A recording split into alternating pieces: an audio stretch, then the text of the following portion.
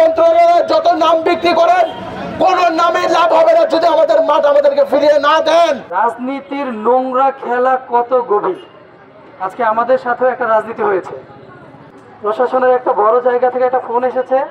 Phone আসার পরে যখন বলেছে আমাদের মানববন্ধন দাবি আদায় না হওয়া পর্যন্ত চলবে, বিদ্যুৎ কেটে দিয়েছে। ভূমিদস্যু, ভূমি খেকো মানুষ, ভূমি খেকো ব্যবসায়ী, তারা ক্রমান্বয়ে সকল প্রকার এই বিনোদনের সুযোগ সুবিধাকে দখল করে ব্যবসা করেছে, তাদের নিজেদের স্বার্থ চরিতার্থ করেছে।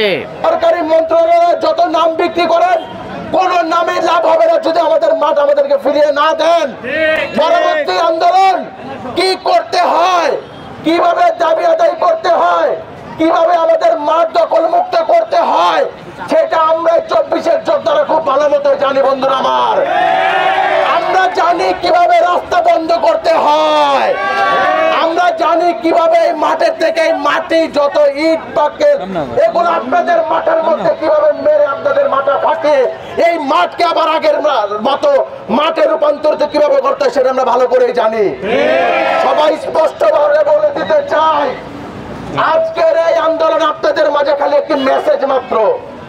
এই প্রতিবাদ সবাই একটা মেসেজ আপনাদের মাঝে আমরা পৌঁছে দিলাম।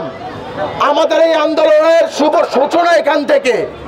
যদি এই আন্দোলনে আজকে মানববন্ধনে আমাদের কোনো সাড়া না পাই, আগামী 24 ঘন্টার ভিতরে কোনো সাড়া না পেলে আমরা রোড বন্ধ করতে বাধ্য হব। এই মানববন্ধনের মধ্যে সীমাবদ্ধ থাকবো না, কঠোর আন্দোলনে আমরা উপস্থিত হব ইনশাআল্লাহ। অসংখ্য খেলার মাঠ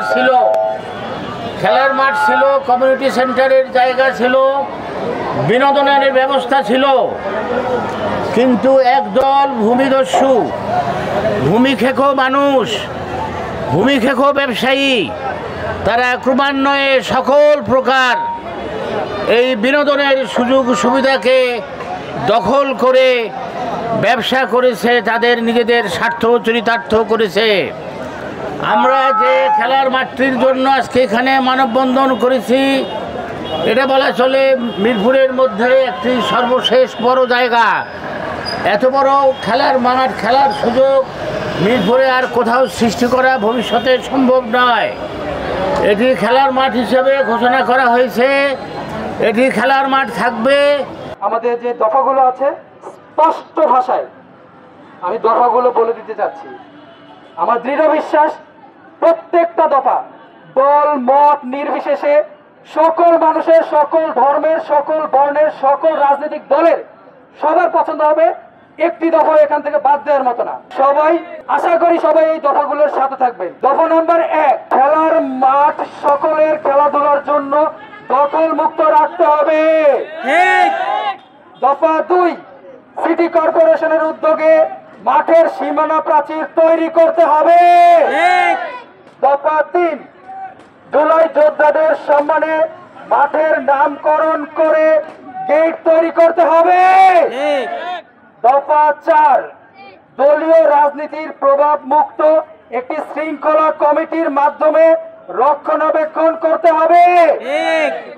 দফা 5, প্রয়োজনীয় সংস্কার ও বৃক্ষরোপণের মাধ্যমে খেলার উপযোগী করে তুলতে হবে।